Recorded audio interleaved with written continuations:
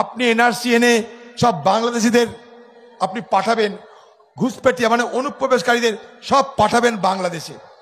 বিজেপির চোখে যারা মুসলমান তারা সবাই অনুপ্রবেশকারী, তারা কেউ এদেশের না, তাই সবাইকে বাংলাদেশ পাঠাতে হবে।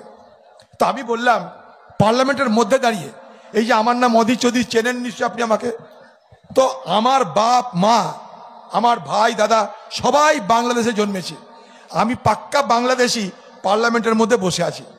আপনার যদি বাবার ক্ষমতা থাকে আগে আপনি আমাকে বাংলাদেশে পাঠান, তারপরে অন্যান্য মুসলমানদের পাঠানোর গল্প করেন। আগে আপনি আমাকে, কোন লোককে ধাক্কা দিয়ে পাঠাতে পারে বলুন? আমরা কিন্তু সেই ভয়টা পেলাম। আচ্ছা মনে করুন মোদি পাঠাচ্ছে, দিদি কি রুখতে পারে? কারণ এনআরসি দিল্লির আইন, কেন্দ্রের আইন, রাজ্যের আইন নয়।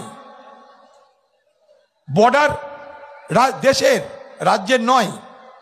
তা যদি মনে করুন এই আইনটা পাশ করিয়ে মোদি আমাদের সবকে বাংলাদেশ পাঠাতো, তা দিদি কি আটকাতে পারতো?